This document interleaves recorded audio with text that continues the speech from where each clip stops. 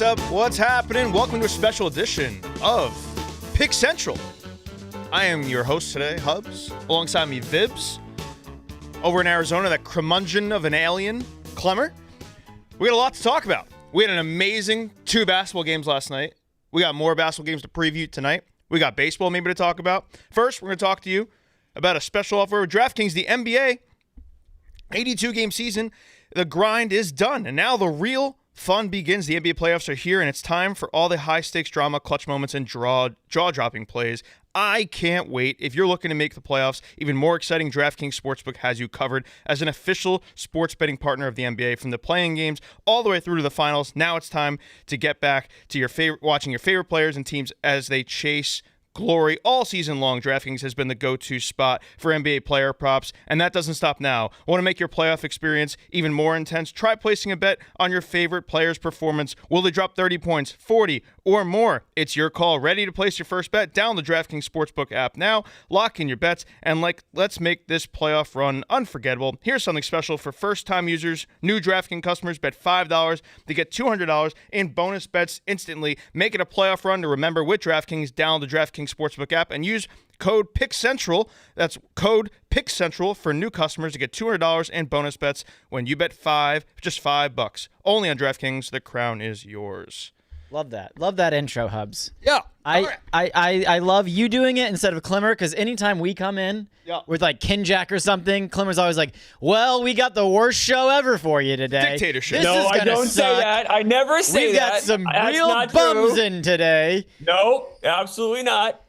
And Hubs even said very special. This is very exciting. Great exactly. job. Hubs is great. We're having a great time today.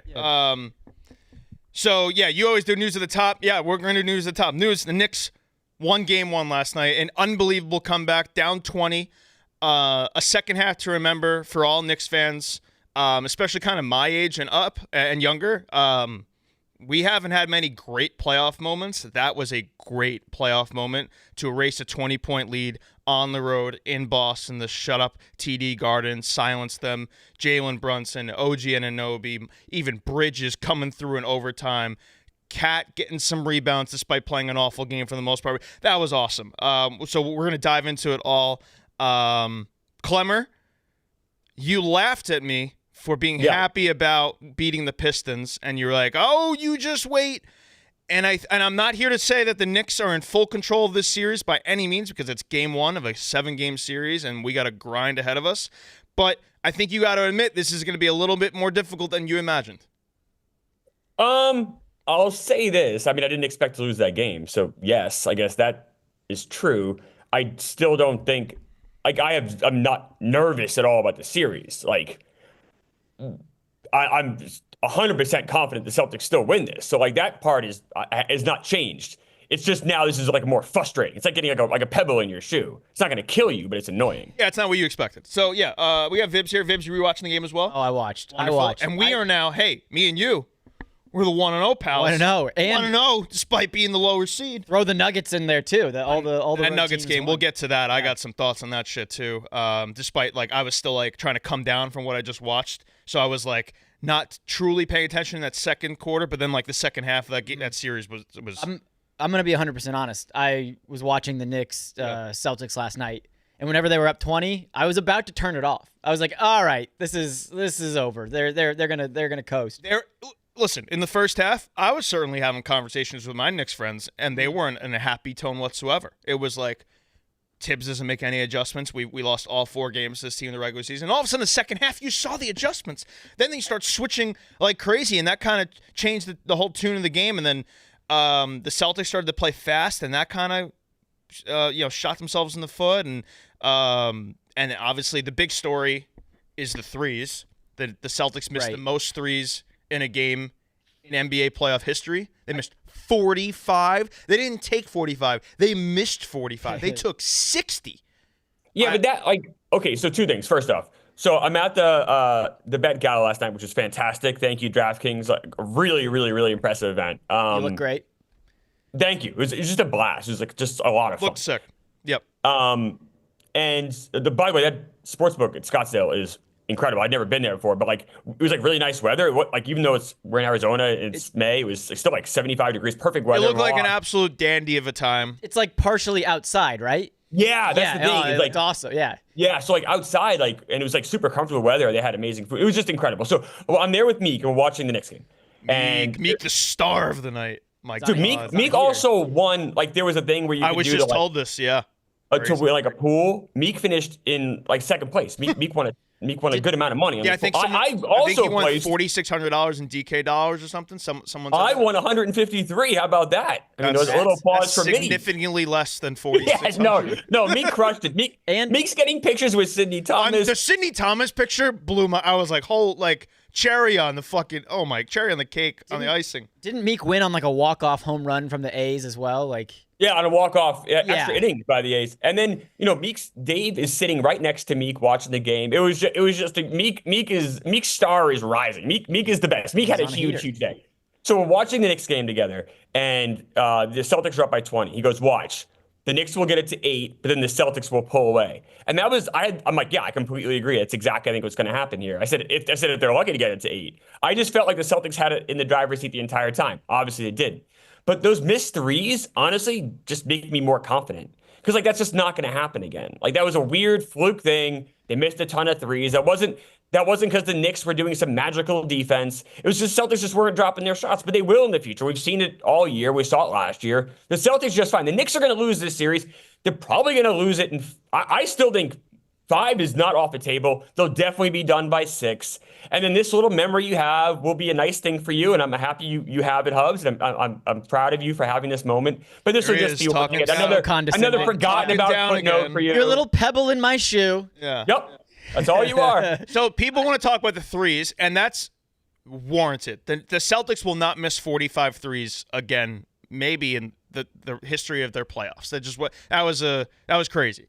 And then people want to break down the quality of their shot, and there were open shots that were missed. There were also, like, the Knicks switching was something. There are numbers backing it up. The Knicks did switching in that game, and I'm not saying this caused them to miss 45 threes, but the Knicks pick and roll switches, they switched 33 times in that game, and it was significantly more than like anything they had done. So there was an adjustment there where they were like, hey, Hart, OG, Bridges, we can just switch all you guys. They also had Towns contesting threes where like they weren't really having centers contest threes and trying to close out in the year. So they definitely tried something different, which was refreshing to see a wrinkle in the playoffs and something Tibbs wasn't doing the regular season. I also thought, you want to say the missed threes thing. Well, can I counter with the Knicks missed, 14 free throws? So, yeah, sure. I'm allowed to use that stat if you're going to use the three. That was crazy. I also thought a random thing in there, Mitchell Robinson, everyone wants to hack him, obviously, because he's the 30%. It's an abomination to watch him shoot free throws. Mitchell Robinson was 0 for 3 from the field. Sorry. 3 for 10 from the line. He didn't attempt a field goal shot. He was still a plus 13 when he was on the floor. That is impossible. He's also not really known for his offense. He's no. But what I'm saying is, like, he's his plus 13. I mean, when he was out there, his possessions were sabotaged by the free throws, and yet they were still somehow a plus 13 with him out there. I thought that was incredible. Like, sure. Mitch is just such a weapon. If only he just shot like underhand free throws like one time. I know the Celtics thing is they obviously shoot a ton of threes, but it just seemed like they had no urgency. Like they haven't had a reason to really play with any. Even in the finals last year, they kind of owned the Mavs. The Magic, they kind of dominated them. Tatum was just kind of nonchalantly just like he could drive to the basket, but instead he's just kind of chucking up threes and it's like, yeah, whatever. There's definitely some settling. I also, they just played with their own food in the third quarter, and then by the time the Knicks really made it a game again, I feel like they couldn't kind of turn it back on. A couple things. First off, so the free throw thing you mentioned. So the Knicks did miss a lot of free throws, but the Celtics missing 45 threes is far more significant to the final score than missing, a dozen free throws. It is, but the Knicks definitely the Knicks left points on the board. Like they were so fucking frustrated. But, it's not even comparable. The second thing is about Thibodeau. So Thibodeau was the assistant coach when the Celtics won the title in 07-08. And I'll tell you, his adjustments were fantastic that year for them. Like, there were so many times when after a timeout, the Celtics would steal the ball, get the ball on defense. And Doc Rivers even said at the time, like, he credited those adjustments to Thibodeau. So I'm almost surprised we haven't seen more Thibodeau adjustments almost like as a head coach with the Knicks. So like I'm just like not surprised it took this long, but I'm surprised we haven't seen it more. Like, it hasn't become more of his game because I'll tell you, just seeing it firsthand, he was so good at it. He was really good last night. He gets a lot of shit for the losses. I thought he was really good. Yeah. The play he drew up for Brunson to get that floater to end regulation, that play was perfect. And he's been, I think a lot of people have been critical about his out of timeout plays, and they have not been great. It just turns out to be Brunson just going ISO. That was an awesome fucking pass.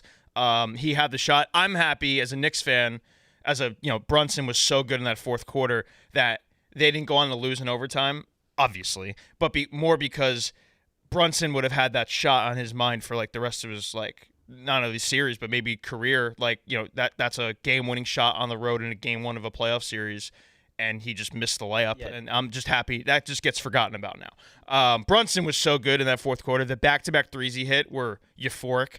OG Anunoby played an unbelievable game. The steal he had with that, and then the and one dunk, it ends up you get that. I don't know if you've seen that iconic picture yet, where he's just hanging on the rim. And it looks like he's Tatum's like dumping on Tatum. Yeah, it was. Oh my God, OG was so good. And yeah, Bridges I thought played. Yeah, I think KFC said it. Like, he played like the weirdest game of all time. He was so bad in that game in regulation, and then overtime he just flipped the switch and he was fucking diving, saving balls out of bounds, hitting the three, which apparently went off the glass. His baseline three in the corner was a bank shot. I didn't realize that in real time, or like 4 replays after. Let me ask you this, Clemmer. Did you feel like the Celtics were just out of gas in overtime? It felt like the Knicks and Thibodeau's, he gets clowned on for the minutes by the minutes police in the regular season, and playing these guys so hard. But it felt like that actually paid off in overtime, and the Knicks actually had tons of energy in OT, and the Celtics were just like on fumes. Did you get that vibe? Not so much that. It was more just like kind of like what the fuck is happening. But it wasn't even just overtime. It was the whole fourth quarter. Yeah. So I mean, it was just more. I didn't feel physical fatigue, almost like mental fatigue. Like, what's going on? And I kind of felt it myself just watching the game. And I will say this: if there is, the 0.0001% chance the Knicks do win this series, that final play is just brutal. I mean, you guys literally just took the ball from us. Like, that can't happen. Bridges read that so that perfectly. Was just like, a lot of teams do that in that kind of situation where they throw over the top, but usually there's a screen set. I think the Warriors run it perfectly. It's like their Klay Thompson like game-ending play all the time. But he just kind of ran to a spot and Bridges beat him to it and just wouldn't let him get the shot off. He just ripped the ball out of his hands. Just took the ball from him. Like that's tough. So like that definitely that made me hang my head low. But I mean, let's be honest, Hubs. I know you're a very honest man. The Knicks have any chance in this series? Well, you just said 0.1%. That's not fair because I think the odds have significantly decreased. Yeah. Sorry, 0.2. Like, do you think there's any real? What are the DK? I think it's like what? I think it was something. No, I want to say it was minus 280 So that's not point something. I know. I'm being half. Well, I mean, in my heart of hearts, though, I don't think there's any way the Knicks. What was it? What was series price to start? Minus 800. Okay, that's what I thought. Meek, I think, on the rundown yesterday said 1,900 or something, and when he said that, Meek knew it. Meek and I talked about it. Okay, then minus 800. Then he misspoke on the rundown. He said an enormous number, and I was like, I'm pretty sure it was below 1,000. But yeah, okay. No, it was minus 800 when it started. It was down. I know when the game ended because we were all talking about it at the bet gala. It was minus 280. Okay, but I don't know if that's changed. Series markets via DK. Oh, we had a drastic line change in the Pacers game that happened like within the last hour. That I don't understand what happened, but we can get to that. Okay, we'll get to that next. It's 340 at the moment. I think it got bet up since last night. The Celtics are minus 340. The Knicks are plus 270. I think. All right, so it went up. So, I would assume people are going to bet. All right, but that's not what I'm asking you. I'm asking you, do you believe there's really a shot you guys can win this? I felt so. People were asking me yesterday in the office how I felt about last night. I was like, if they're going to win a game in Boston, it was last night. Yeah, I felt like the Knicks had 3 days off since the Game 6 win. I felt like it was imperative, obviously, to wrap up that Pistons series in 6, not 7, and similar to the Warriors situation tonight, where I just felt like they could have used that. Those 3 days were so imperative, whereas obviously if it forces the 7, you're playing within under 48 hours, that game 1. So I feel like they had their legs under them the most for game 1. I would expect Boston to win game 2. That this is a house money game, obviously for the Knicks, and I would love for them to be greedy. But 1-1 going back to the Garden, where game 3, I think that's a 3:30 tip on Saturday. That place is going to be up for grabs. That is. Well, you guys played so great against the Pistons at the Garden, so. Yeah, I agree. Closing out Pistons, not great. But hey, we're a very battle-tested road team, it turns out. And that's true. I'll give you that. That is impressive. So, hey, I think this goes 7. That was what if you asked me yesterday before the game, I would say Knicks in 7. I think the Knicks' path to victory is in 7 games. Bibbsy, any chance this goes 7? Because it doesn't. I don't think 7. I think you're lucky if it goes 6. Thank you. Lucky? Yeah. Yeah. 1-0. Yeah. I mean, I'm just looking at like the regular season. But I think you got to throw after last. I think you got to throw out the regular season. But also, missing whatever it was, 45 threes is just. Now I'll say this: they weren't contested. They were wide open. Yeah. I don't know. I do worry. Does Porzingis come back? That was my next question. That is a big deal. Porzingis on the floor changes so much for the Celtics' favor. Yeah. If he's not there, I don't think the Knicks are afraid to play small. Because I feel like they had to put Precious in last night because Cat was in foul trouble and Mitch was virtually unplayable for a few minutes, and with the free throw thing, they had to put Precious in there. But I almost don't think they're not afraid to play small if Horford's the center. You can almost go OG out there and just try and live off that. If KP's out there, that's a whole different story. He was sick with a non-COVID illness, they said. If he's unavailable for a few of these games, that changes. But he played 6, so he obviously wasn't playing very well. You have Holiday, who did end up playing 39 minutes, but he's coming off an injury. He's a little rusty. The team also hadn't played in almost a week. Mm-hmm. So there were a lot of Hauser hurt. That's not nothing. Hauser is not nothing. He's a pesky little guy. Comes off the bench and just bangs threes, and you're like, you think you've avoided the big guys, and all of a sudden that's the credit to how good the Celtics are with their depth. But yeah, Hauser being hurt, that's certainly interesting. But I'm glad Vibbs has at least someone in that room has common sense. Yeah, I'm a Knicks fan, dude. What do you want? I know, do? but I'm just just won game 1 on the road. Yeah, I'm gonna feel good. Do I feel confident right now in this series? No, that'd be silly. But okay. we certainly have life, man. They did something that I did not think. To come back down 20 in that building. Very, very, very impressive, and that was a very cool moment. Another cool moment for this playoffs to be a Knicks fan. Because what I know it's the regular season, but what were the Knicks against the top teams? They literally didn't win 13 in the regular season. They literally didn't win one game. So last night going into that game, I was like, all right, Celtics are going to beat them by 20. It's not even a chance. That's when you read all the numbers. The Knicks have done more than I thought they would. Yeah. So hey, I mean, that's true. I said Celtics in 5 going into this just because I was like, there's going to be one where. Like you said, they haven't really defended MSG too well, but I think there's going to be one where the Knicks take it. I think this is 2-2 going back to TD for Game 5. That's what. So I was talking with Ev, and Ev was like, "That's what I'm hoping for." And I think if it can get 2-2, a Knicks fan absolutely signs up for that. No question about it. And then you have a 3-game series to see who goes to the conference finals. So that's where I think we're at. I think last night gets me to 2-2, and I'm very happy about it. Someone earlier mentioned were the Celtics gassed towards the end or tired.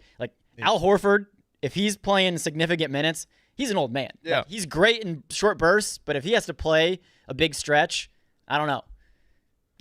Yeah. Fascinating. Certainly it means he played 34 minutes, whatever, yesterday, but if you start doing that for a 6-game series, that does start to add up. 100%. I didn't mention him real quick. We'll move on to the Nuggets here game in a second. But Deuce McBride, his 3 threes, I felt were so important for him to come. Sometimes he comes off the bench in these playoff games and he looks a little stage fright and the moment's too big. He had a limited role last night, but he excelled in that role and he hit some massive threes that just kind of ease things on everybody else. So I thought Deuce was very nice. Yeah, if you want to win, you got to have your role players step up, especially on the road. Have to. Okay, so then we'll go to the Nuggets Thunder game which I'm going to be honest with you, in that second quarter, I had thoughts of like, not only is this series over, but I don't think a Wolves-Warriors winner is going to contest the Thunder, and then maybe Boston does if they get there. But like, that's the vibe I got in that for how well the Thunder were playing in that second quarter when they turned it on, and they lost the game. I like, if you told me in that second quarter, hey, they're going to lose this game, I would have slapped you in the face. You know, like there's just no way that was going to happen. And I really still don't know how it happened because I thought the Thunder were playing so well all game, but then they just allowed Jokic to do his thing late, and man, is he just – I don't know if he's going to win the MVP, but holy fuck, is he just – he's on a different world than everybody else. What's he have, 40 and 22 in that game? And I was going to write a blog about this, like the notion that he doesn't care – it's so ruse. Dumb. It's so dumb. He cares so much, man. And I love that he cares. And maybe he's just playing up a bit or whatever, or he doesn't like the media questions. And I get that. Like, you know, that can be tiresome. But boy, does he love basketball, and boy, does he care. He's coaching on the sideline. He's yelling at Michael Porter running down the court to play defense. He is something special to watch. And he is a genius on the court. And it is amazing that that Denver team doesn't play the best defense in the world. For them to beat the Thunder on the road like that is crazy. It's all about perception. He's just like isn't smiling enough, or acting like he's like kind of aloof in post-game interviews or whatever. Or he's back in Serbia doing horse racing or whatever, and it just became the narrative that he doesn't care at all. But he definitely cares. 42 and 22 on 15. That's the thing. Like if you talk about like our grandkids one day will be like, why don't more people know this or like talk about this guy? Or why isn't this guy mentioned with the LeBron James, like that level of guy? Because you see 42 and 22 in a playoff game when you're the underdog against a really good team that won 68 games. That's unbelievable. That's Wilt Chamberlain shit. And that's crazy. And he's not like jacked, you know what I mean? He just kind of looks like a regular dude. He looks like he's out of breath, exhausted at all points of the game. Like he's just huffing and puffing up the court. But it's more of just like a look. There's a tennis player, Andy Murray, who would do the exact same thing. He looks like he's on his last breath, and then all of a sudden it's an amazing point. You're like, oh, he's totally fine. That's Jokic. He looks like my neighbor who would sit on his riding lawnmower in his garage and just drink like 50 beers in a Dennis Rodman jersey that was like 10 sizes too small. Very inside baseball there, but that's what he looks like. He looks like Matt Lindemann, my old neighbor. Matt. I love Jamal Murray. I always have. And I don't think he gets respect enough of like being like a really like he's just like a guy who elevates so much in the playoffs. He was great last night. 21, 6 and 6. Yeah, he was awesome. Hitting clock shots. I mean, Aaron Gordon, obviously the game-winning 3. Terrible question by the reporter right after the game. On-court reporter, she goes, basically, like, why'd you take a 3 only down 1? It's fucking 4 seconds left. You got the ball. He's wide open. That's the shot to take. What do you mean? Why'd you take it? He's not caring if he's taking a 2 or a 3. He's taking an open shot. Also, unbelievable. Westbrook passed the ball in that. He's going down the court. He has the layup, and he passed it off. And someone tweeted this one viral. Like Westbrook was looking at that Green Goblin and being like, shoot the layup, go as fast as you can at the court. No, he actually passed it off. It was a great decision, and it won them the game, and it was just happened so quick. I thought Dagnall handled that end of game situation as poorly as you possibly could.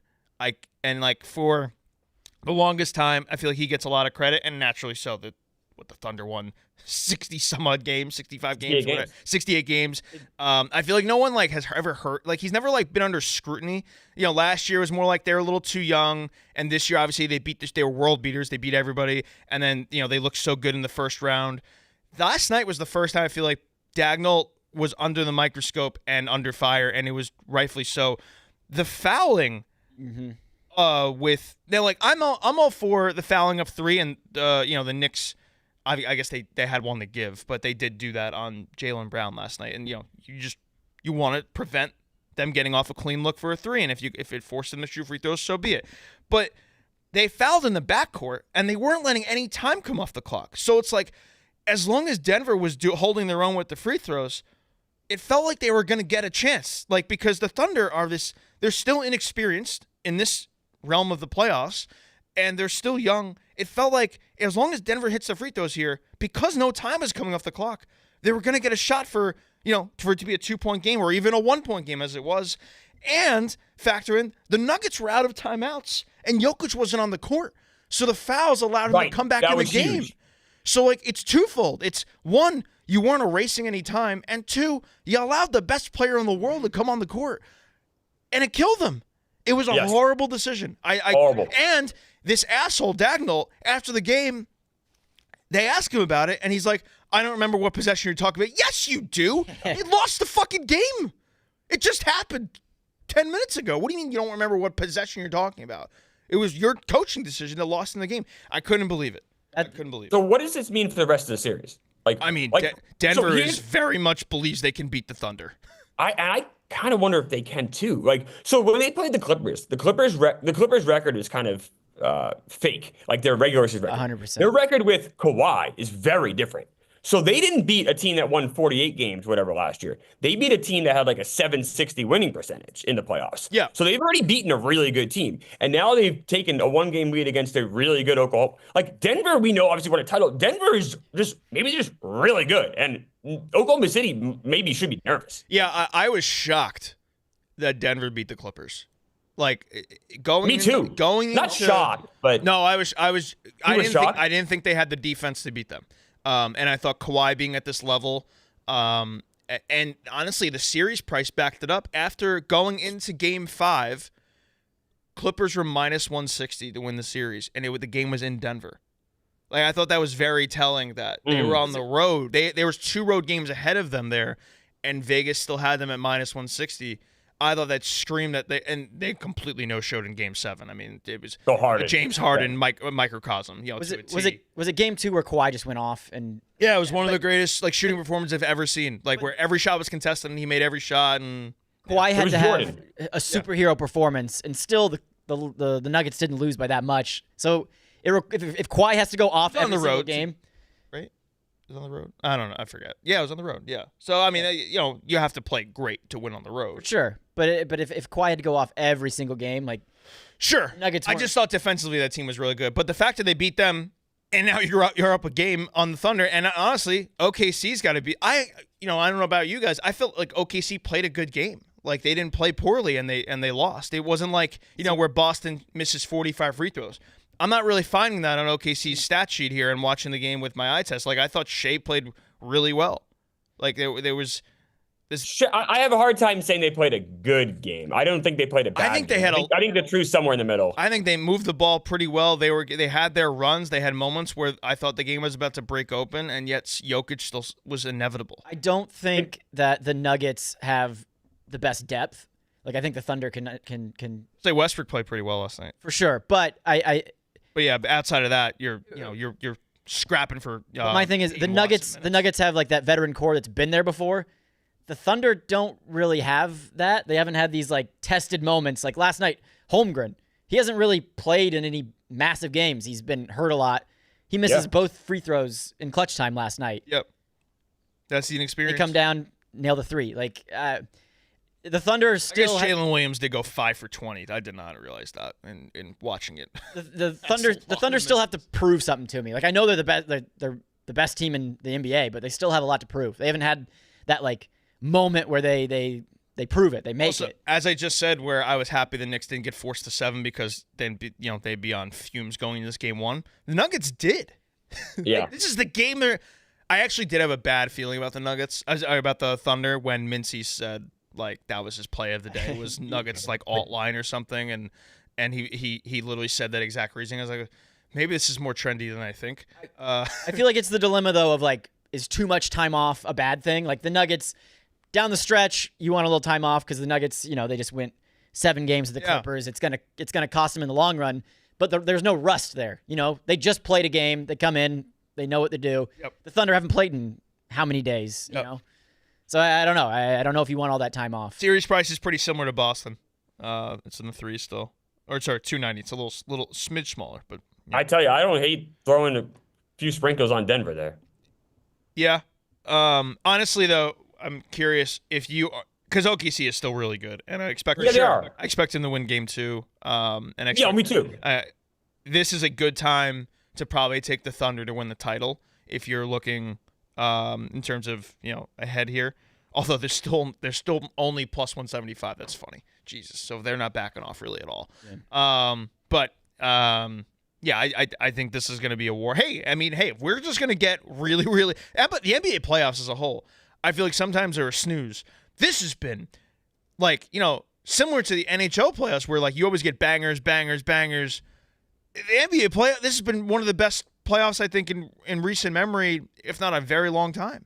You're getting great games every night. And sometimes you're getting at least one great game every night. And then sometimes you're getting two. You're getting 2, 3. Like these playoffs have been awesome from the jump. This has been a fantastic and good for the NBA. This has been an awesome playoffs. I've enjoyed like every single night of it. The problem is that you don't get this in the regular season. Like there's such a disparity between regular season play and playoffs play, and I just don't know if Silver cares to fix that or knows how to fix it. Yeah, I don't. Outside of shortening games, which they're not going to do because the TV money is so good. Right. But they're just that is the problem that comes with this is how good this is. But man, the 82 regular season games just don't matter. Does hockey have that same problem in the regular season? Yeah, for sure. I think also. So many teams make the playoffs too. You have half your league make the playoffs. I think hockey also has that problem where like, okay, at least in the regular season, a little later maybe, if Steph Curry's playing LeBron or you have star power like that and it's a showcase ABC Saturday night game or Sunday afternoon, you'll probably watch it if there's nothing. I don't really know whenever like there's a big NHL regular season game on, like at all. Right. Well, that was what ESPN was supposed to do, and they do. That was the whole deal with ESPN. They were going to do the NHL. The ESPN was going to do that for them. But once again, ESPN just living in a bed of lies, and I hate ESPN. Yeah, so. But like if Connor McDavid is baseball, playing, they've done hockey. Yeah, if Connor McDavid is against McKinnon, I have no idea when that's happening, and that should be like a big moment, but it just so that's I think that's another part of NHL's problem is like hyping up big regular season matchups, whereas NBA I think does a little better job of that, but still NBA. I gotta say I'm not a big Silver guy, but I think he did try to make the regular season more important by having the play-in tournament. Like that was all done to try to make it so like teams would try to fight for the top 6 as opposed to the top 8. Yeah, it's also another way of getting more money in his pocket. But that was the intent though. I think the intentions were good. I just don't think like even top 6, like who cares? Like no, and then you get the in-season tournament, which I think is I still don't understand it. That's such a Silver thing. I obviously when the Pacers were in the in-season tournament, the first season it existed, loved it, thought it was awesome, and then the Pacers stunk last year in the in-season tournament games. Couldn't care less. Yeah, it also didn't it ruin you guys if you won it? Weren't you bad in the regular season right after that? It was like a little bit of a. I think everybody had a little bit of a hangover, but. Yeah, everyone was a little tired, that extra game or whatever, But it didn't matter. They still went to the Eastern Conference Final. Like, it doesn't matter. That's true. I'm just saying in the regular season, I feel like there was a little bit of a fall off. I don't know. If your team's in it, it's kind of fun. I think they got to increase the money if that's going to be a thing. But I'm not. I also don't want to spend any time talking about in-season tournament right now. But let's talk about Pacers. Can I just say this real quick off the jump here? So this morning, I'm in the morning, and I saw it was Pacers +9.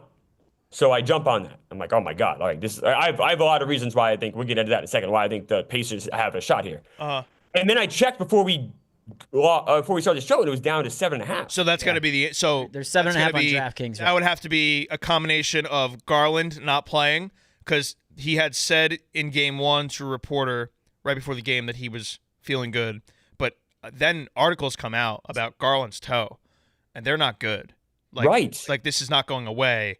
And made me think of Aaron Judge's toe injury. How he said, like, that's not going to go away and all that. But, obviously that's a thing of the past. But, toe injuries, especially if you're fucking running and jumping, like, that's got to be extremely painful. And, this is a clear problem. So that makes me think Garland's probably out tonight. Mobley was banged up a little bit. Hunter's banged up. And there's one more? Those 3. Those are the big 3. Those are the 3. Yeah. So. No. There was also talk Donovan Mitchell wasn't looking right.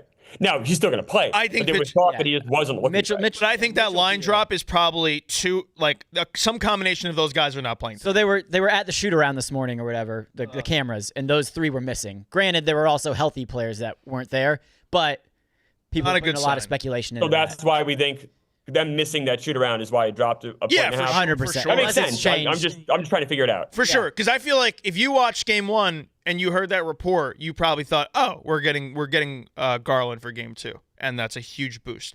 You take away Garland, that team is vulnerable. Yeah, There's and honestly, do I expect the Pacers to shoot the lights out again tonight? What were they, 19 of 35 from 3 in Game 1 or something like that? Yeah, No, but I'll say this. He got a lot of good looks. They were wide open. Great. They were wide open shots. Halliburton, man, people want to dick on him, and I like Halliburton a lot, and I think he gets too much shit. He played unreal in Game 1, and he probably could have played even, like we always talk about, just drive the ball. He could do it more. I thought he was outstanding in that game, and he spread the ball. And the Andrew Nembhard, I feel like, is one of the more slept-on players in the league. He was outstanding. Siakam's been playing well. Like there's a danger to that Pacers team. They fucking play fast. I love their pace, and the faster they go, the better they play. Yeah, you'll get a couple buckets, but they'll just outpace you. And I felt like Cleveland was the one team that can hang because they're the Pacers. 100%. They're Cleveland's that one team that could hang because they're a deep team, but these injuries do make a difference. Halliburton, the first 2 games against the Bucks, he was not driving to the basket. He did it all regular season. It was driving me crazy. He just drives into the paint, kind of spins around and tosses it out. No, that might be also that Giannis is waiting for him. The looks he was doing, it was like Brook Lopez was kind of in there, and he can. I hate Brook Lopez. Brook Lopez, he's so old, you could just attack him. Yeah. Granted, there was one game where they were just going directly at Brook Lopez, where all Brook Lopez can do these days is just go straight up. And they were just trying to dunk on Brook Lopez. And it's like, that's not going to work. Yeah. He's slow as hell, but he's still a billion feet tall. Yep. But then Halliburton started waking up and really driving to the basket. I mean, the game-winning shot against the Bucks was on Giannis. Sure. I know Giannis is gassed, but it was like Halliburton's like figuring out his powers. It's like, yes, drive to the basket. It's nice to see he's healthy. Last year, I feel like he was dealing with that hamstring all 100%. And a hamstring is such a nagging injury that just doesn't go away. Sure, but it feels like he's finally healthy. Sure. Mathurin is healthy this time around. He was not healthy. He was not available in the playoffs last year. And Mathurin shot well in. He's just a guy who comes off the bench, and it's like, we got this guy to deal with now. We got rid of Nembhard. Oh, here comes Mathurin. I don't want to deal with that. Yeah, so there's a lot of guys, man. They got some depth. Even Obi. They have amazing depth. Obi had like a fucking move in that Game 1 that I was like, Obi Toppin just did that? No. Like I know him for just like, corner threes and fast break dunks, and he had like a finesse move. I was like, what the fuck? 100%. He's kind of figuring that out. And he hasn't really gone off in a game yet. Obi Toppin against the Knicks last season in the playoffs had like a 28-point game. Yeah. Like he hasn't really had that in any of the games so far this season. The Pacers won Game 1, but they haven't played to their full potential against the Bucks or the Cavs yet. Like they're leaving a lot of points on the board, a lot of meat on the bone still. So everyone's like, oh well, the Cavs aren't going to shoot as bad as they did. The Pacers won't shoot as well as they did. True, but the Pacers probably won't turn the ball over as many times as they did against the Cavs because the Pacers are very good at protecting the ball. That's one thing about Halliburton that I think is just so underrated is. He turns the ball over maybe one time a game. Oh, yeah, he does. Like I was watching Brunson last night in crunch time. He turned the ball over twice in the fourth quarter. Had a great fourth quarter. But the way Halliburton protects the ball and just orchestrates everything, just it's beautiful to watch. It's such a fun game to watch. Like if you're not watching the Pacers in the postseason, you're missing out. No offense to the Celtics, just watching them chuck up threes, it makes me want to puke. It's bad basketball. It works. They won a championship, but watching the Pacers is just such a fun team to watch. The Pacers are a very interesting team to me in these playoffs. So you could argue they do not have an A-list superstar. Halliburton, fine, but you could argue he's not in the same tier as a Tatum or whatever. But the one thing the Pacers have, and especially as you look at some of these teams that are left in the playoffs, this depth on this team, how not only just in their starting lineup, but also just look at their bench. Like their 8 or 9 guy, like is a decent player. When we're looking at some of these other teams left in here, and like we were saying about the Nuggets or even like the Knicks, like this year, like some of these minutes, people are just scrapping, trying to get anyone to play. Yeah. And the Pacers can go all 48 minutes. And I got to tell you, man, with these, and look at Cleveland's depth a little bit. Cleveland had good depth. Now, if they lose 2-3 players, that gets skinny quick. I'm saying it right now. I really think the Pacers like have a legitimate chance of winning this series, like a legitimate chance. Plus 195 on the DK Sportsbook. What I do love about the Pacers is they have an identity. Yeah, they all know what they want to do. Yes. Sometimes I feel like the Knicks. I watch and it's like ISO ball and whatever. Maybe they had more of an identity in the second half last night, but sometimes it's just what is happening. The Celtics' identity is obviously we're gonna bomb threes in your face and we want us a title. Pacers are just run and go. Everyone's ready to we're going fast. Let's go faster. Let's go even crazier. I do like a team that has a true identity. Yeah, man. If they're healthy, they're scary. And the Cavs obviously dropping like flies. That number dropping, like you said this morning, is concerning. I think the Pacers are very, very much a threat here. And they've also played Boston pretty tight and the Knicks tight. So that's a team. I don't think anyone wants to play the Indiana Pacers right now. Right. There was the Windhurst report where he came out and was like, the Cleveland Cavaliers have been worried about the Pacers for the last month. Before the brackets were even set. I didn't see that. Cleveland was like, oh, I don't want to play the Pacers. But also, I didn't really understand Kenny Atkinson yesterday saying the Pacers-Cavs matchup has passed the line of physicality. He's like, they weren't dirty plays, but it's past the line of physicality. I think he's just politicking for his team to get some calls. But the fouls that he had a problem with weren't, like you said, they weren't dirty plays. But why would you say this if they weren't dirty plays? How does it pass the line of physicality if they're not dirty plays? Right. I don't know. It just you try to get your team called. That to me is totally a great coach. Carlisle did it last year after the Knicks game where he was like, this is small market bias. And it's like, hey, Rick, the Bucks just won a title. The Nuggets just won a title. Small market bias. I know everyone likes to be like, oh, this game's rigged. But that's just not true. No. See, that's a lot crazier than what Atkinson said. What Carlisle said last year. Yeah, for sure. Carlisle was out of his mind. I think what Atkinson said is crazier. No. Complaining about physicality in the playout. You know what this sounds like? A blog. You're just trying to get calls. I did it. I blogged it last night. Oh, okay. Yeah, I said the Cleveland Cavaliers are afraid of the Indiana Pacers. Let's go, Vibs. Yeah, I know. Vibs. And how about your Yankees, Hubs? We locked in on them too? No, it was in Big Knicks night. Yeah, because I don't know if you saw the Yankees game. Luckily, Devin Williams is a terrorist. I don't know what this guy's deal is. This is the fucking. You can't walk Tyler Wade and then walk Luis Ariz, who outright says he doesn't want to walk. You can't just walk those guys. You guys are fucking flailing right now. I mean, the winning percentage. You just lost a doubleheader. You just got swept in a doubleheader. No, we just, if you want to use the word just appropriately, we just won last night. Honestly, the AL East is just a slog. We just all suck. True. The fact that we're 2 up, it's a good and bad thing that we're 2 up. Obviously, it's good to be in first place, and standings don't mean shit in May. Obviously, to look at it every day, but we should probably be at 8 if we can think about it. But we also should probably be losing. We should not be in first place the way we're playing. You guys are on pace to win less than 90 games right now. Yeah, and I know, whatever. It's 35 games in, but it just goes to show, Devin Williams lost 5 games by himself. It's crazy, and the sportsbook in DraftKings Sportsbook in Arizona is incredible. So we have obviously all the games there, giant screens. Watching the Yankees game, you guys are up 3-0, pouring rain. I'm like, oh, the Yankees, this game's locked in. I didn't think they were going to bring Devin Williams in and then have him just completely just melt down. Well, it made sense. It made sense for him to come in. People were Fernando Cruz threw 2 pitches in the 7th.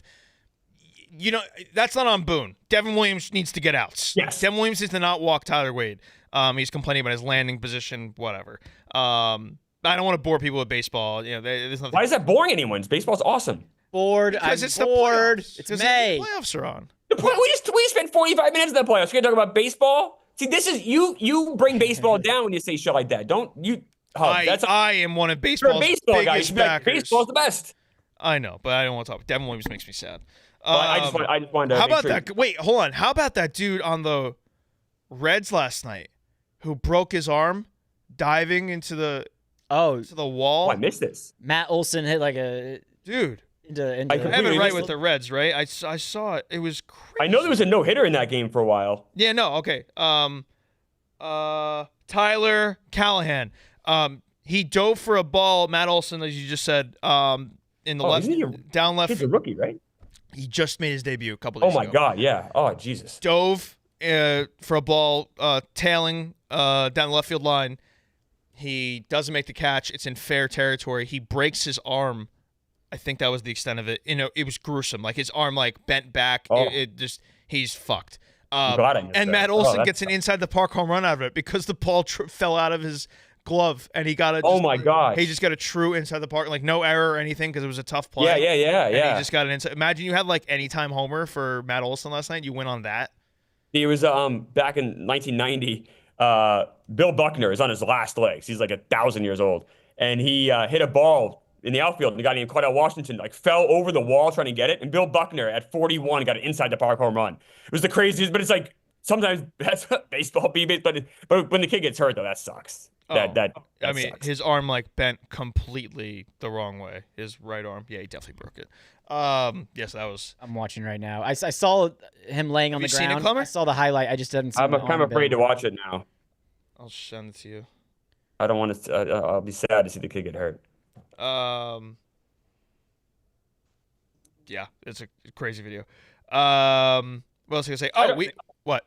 I was gonna say I don't know what to make of this Warriors game. I was just gonna bring that up. Concerned. I was gonna bring 6.5. I was gonna bring that up, then we'll close with the Bet Gala, some Bet Gala stuff. But yeah. So Warriors Wolves tonight felt like. Now, obviously, the Warriors looked so good in Game 7 defensively, and the Rockets just had no, Jalen Green just a total loser and all that. It felt. Wish I hadn't watched that. Ups. Not gonna lie. What? Oh, that play? Yeah, crazy. He's going full speed. It felt like the Warriors. I said this about the Knicks, where you really had to win in 6 and not 7, and good for them. The Warriors are being pushed to 7. I don't know what shape they're going to be in for tonight's game. This could get bad quick. Like Kerr had one of those punt games in Houston where he's just like, they lost by 20 or whatever. It feels like that could be tonight, and you you get Kuminga playing a bunch of minutes just to play, and they put all their pieces towards a Game 2 win or something like that. Because I don't know, there's a bunch of old guys in that team, and it feels like they're playing within 48 hours of winning Game 7. It's a tough ask for the Warriors tonight. I also think the matchup's just bad for them too. Like even if they're at full strength, the Timberwolves, I think, and maybe I'll be wrong, are just significantly better. I think the Timberwolves have a little bit more size.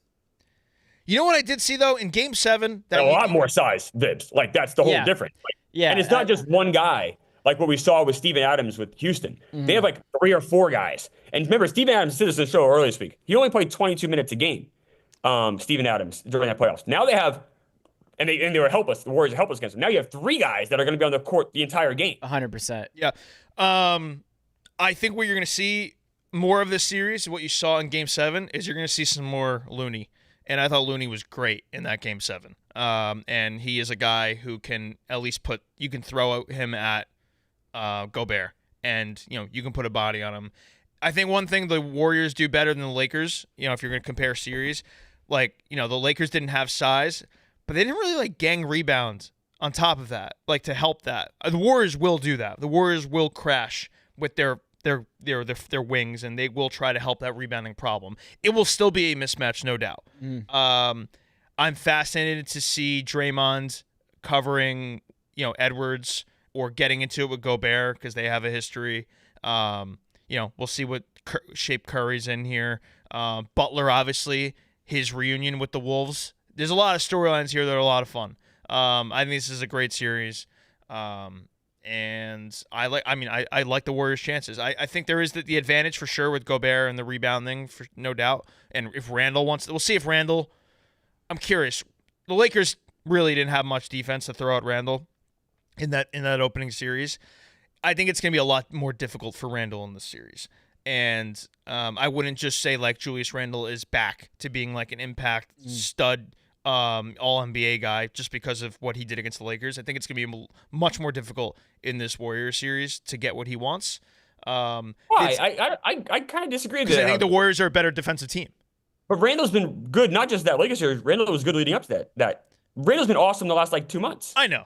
He has. But I'm just saying, in the playoffs, as a whole, he hasn't been the best player, with the Knicks and whatever. He was very good in this Lakers series. I'm curious if he can repeat it against a better defensive team. I'm just saying. I think he's really good. I think he's just a really good player. He's an all-NBA guy, of course, but I'm just curious if he does it again against the Warriors. I think they'll have a better plan for him than the Lakers. The Warriors' defense on the like perimeter, not inside, but in perimeter is fantastic. Yeah. Like they honestly, as much as I shit on the Warriors, like they had the Rockets in shambles that game 7. They were inside their head mentally. It was like being John Malkovich. They were like in there working the gears. The Rockets were disheveled. Having said that, like their inside defense isn't that good, but I also just think Randall himself is really good. Like he's a better player than anyone the Rockets have. Like, is that fair? Like, Amon Thompson has a great potential. Şengün, I love the player, but he's so raw. Like, Randall is a fully formed player who I think is going to be able to hold his own. I also really like Randall a lot, so maybe I like him too much. I don't know. Yeah. I'll say this about Curry in this series. Boy, is he going to be happy that Thompson isn't shadowing him anymore. That was as tough a cover, and Curry admitted it too. Like, that's some of the best defense he's going to face. He ain't facing anything like that when Minnesota. Now, granted, Anthony Edwards can play defense. They have guys who can guard, but nowhere to the level and athleticism that Thompson wasn't letting him breathe. In that first half, he couldn't get anything going. In the second half, he kind of found some breathe. All he needs is a little breathing room. Thompson got hurt. That too. Thompson hurt his leg. Yeah, right. A little bit with the calf injury too. Yeah. Yep.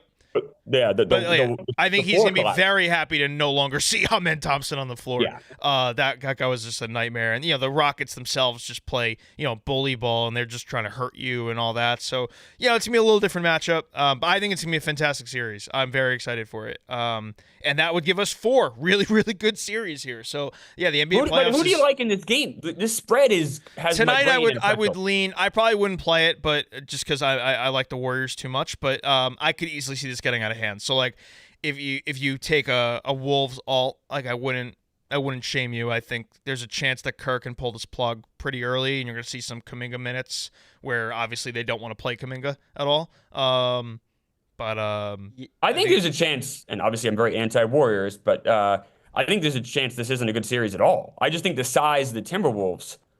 I mean, like, game 1, who knows? The Warriors are gas. I'm not going to make too much of it either way. But that game 2, I'm really going to have my eye on and be like, if Warriors can't win that game, and they're down 0-2. Yeah, I see game 2 as being like the swing game. Like, that tells me where we're at with this series. Yeah, me too. And certainly if they win tonight, it'd be like, holy shit, how the fuck they do that? Then it's like, yeah. Fuck. But I think game 2 is where they put all their chips in. They're like, hey, like we gotta even this up. Game 1, I kind of want to go with my theory that worked with the Nuggets OKC, the team that's coming off the 7-game series. Yeah, they're going to be gassed, sure, but they don't have as much rust as like the Timberwolves would have. Granted, Golden State is much older than the Nuggets, so I don't know. I'm up in the air on it. But I want to take Golden State with the points. My X factor for the whole series, and I'd recommend taking his points, rebounds, assists over a bunch. Naz Reid, I feel like he's a very tough X factor for the Warriors to handle. You think about Gobert, you think about Edwards, and then all of a sudden there's Naz Reid trailing a player. He's wide open for a 3, and he just I don't know. That's a guy I feel like that gives them a lot of problems. So Naz Reid. I don't know who they're going to have defend Naz Reid. That's what I'm saying. That's what I'm saying is like there's it's a tough. His perimeter ability and his size creates a very interesting matchup problem. And I don't love the player at all, like Rudy Gobert. Like, I don't love the guy at all. But I wonder, I just don't know how the Warriors can match up against him. Well, I honestly, I think, as silly as it may sound, I think Draymond can get in that guy's head so quickly. And, I don't think it's going to be as easy for him as it was against the Lakers in that final game. Like, I think they're going to try to attack him mentally. And I think you can get inside Gobert's head. So, and that is what Draymond's done in the past with him. But, hey, man, and Edwards is such a joy to watch, and if he's going and if he's thriving as he did in that Lakers series, that's going to be very tough to handle for the Warriors, no doubt, especially if they're on tired legs. And Edwards is not going to be on tired legs. Who covers Edwards? Like, Curry's defense is not what it was. No, Curry's not guarding. Curry's going to be on Conley. Yeah, like, who's going to cover Edwards?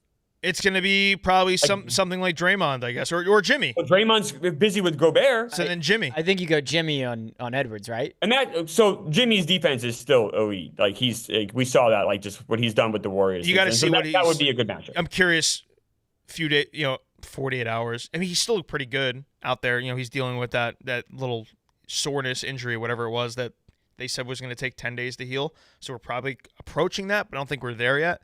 Yeah, it's probably going to be Butler. We'll see how he handles that. I'm curious if Kuminga plays any role here because, like, in theory, you could always use his size and rebounding, but I feel like they play Kuminga for like a minute or two, and they're like, yeah, why the fuck did we do this? Get out of the game. But I think it's a loony series. Moody's going to have to shoot some threes. It's going to have to be a team effort. I'm curious. Just really comes down to how tired are these guys? Do they have gas? Do they have energy? I think they do. So I'm going to say Warriors in 6 would be my prediction. Warriors in 7. 7. I'm going to say Timberwolves in 5. Okay. I'd say Timberwolves in 6. You want to talk about Gallo and this? Sure. So, I mean, Jerry O'Connell was unbelievable. Justin Hanks. He makes me laugh so much, and he was just going off. It was very unfortunate. He was wearing green. That is unfortunate, yes. He was having a good time. There were a lot of Larry Fitzgerald, I think, was there. Steve Nash was. I saw Steve Nash. Steve Nash? Steve Nash was there. Wow. Former owner of the Gem Saloon. Yeah. I don't know if he owns it still. But and then you know Dave's there and Dave's sitting next to Meek watching the game. It was and everyone just seemed to be having a lot of fun. Like obviously the red carpet was fun. Like we're all, I don't know. We'll see if Dave's mad at anybody. I don't think he was. Yeah, I was gonna say it seemed like he was pretty content with everything. The Dana clip is so funny. How he thought Dana clip's so funny. Oh my God. Dana was a riot there. Like, but everyone, like I said, I didn't see anyone not put effort in. Like everyone was at least dressed up. Even if you weren't dressed up necessarily for the theme, you at least were dressed up like to the nines. Fights killed it. Fights outfit, I feel like was a Fights had that great shirt. You and Fights kind of had the same theme going a little bit with the cards. Yeah, we had the card. Yeah, Fights even helped me with my tie. I don't know how to tie a tie, so Fights helped me with that. I don't know how to tie a tie either. People make it look so easy. I don't understand. I've worked in sales for 20 years. I had to wear a suit every day for years. So what'd you do? Life. I would have them all pre-tied, and hanging on a rack, and then I would just take them off and do it. Like a child. Who would tie them? Friends, wives, strangers, anyone in the corner. That's amazing. There's nothing more emasculating than having some girl at the wedding tie it for you. It's so bad. Yeah. I just gotta learn it. Awful. I saw like Kenjack do it the other day, and it looks so easy, and I was like, that just doesn't work for me. Yeah. I even tried again. I had a YouTube video. I'm like, all right, I don't want to bother Fights. Like, I'm gonna try to do it myself. Helpless. I'm like, fuck this. I was so mad at myself. But no, it was everything was really like A+. Like the place was incredible. The food was incredible. It's just a fun place to hang out. Like if I lived here, I would totally hang out there. Like you're inside if it's too hot, and then it's Arizona, so it never rains. So they have this whole outside area. The screens are huge. Yep. It looked awesome. It was never like I was like, all right, is this gonna be like really crowded in there? Like I don't know. Like there were a lot of people there, but it never felt crowded. You had plenty of space. They have these like cabanas on the side where you can like watch games and you're like in your own like little, I don't know, 5 or 6 seat cabana. Were you a cabana boy for the night? Oh, sometimes I bounced around. It was fun. Like, and they were like, everyone, like Nick, Trainee was there, Fights was there. So even people you might not necessarily associate a Fran with like gambling, but then you also had like, Jersey Jerry and Che and like guys who you would associate, Ev. How was Phil's friend?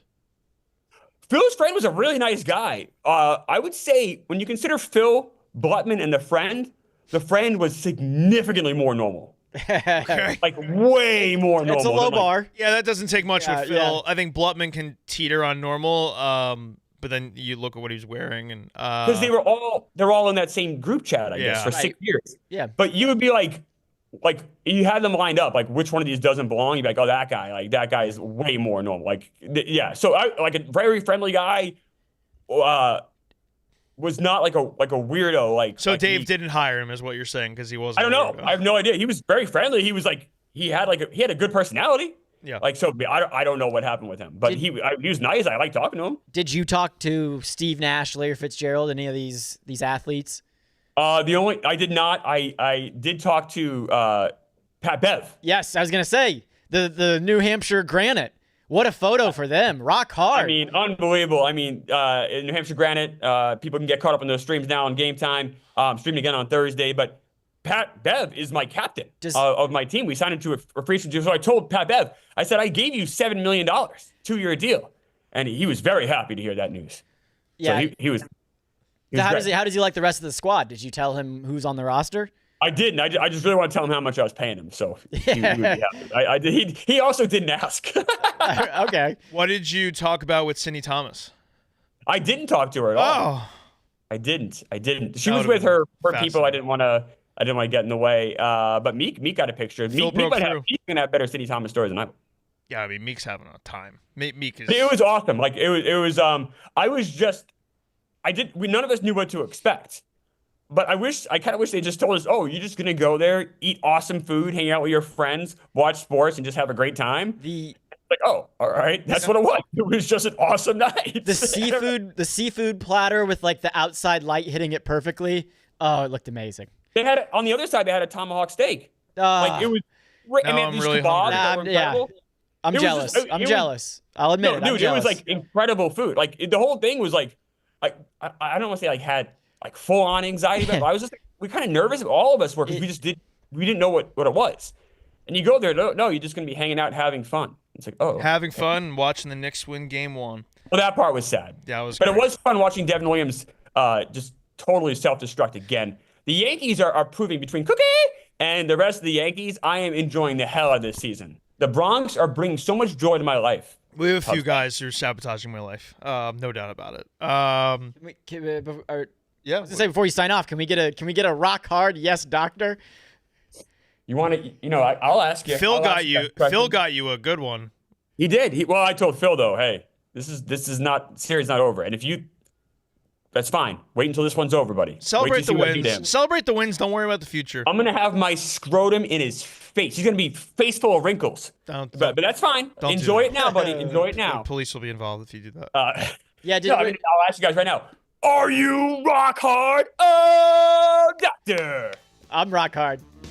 That's Pick Central. Picks. I'm right there.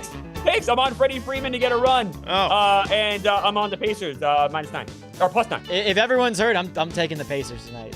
I think Wolves alt line. I don't know what it is. Probably like 9.5 or something. I would jump on there. And I'll take the Pacers as well. Yeah. Go Sirs. Yes, sir. You think Sirs! Cleveland has to win this game? You think they're gonna come out for blood? But if everyone's hurt, Mitchell overs also. Mitchell points because someone's got to score. Donovan Mitchell. All right. Go Sirs. Nice Pick Central. We'll see you tomorrow. rock hard, go Sirs.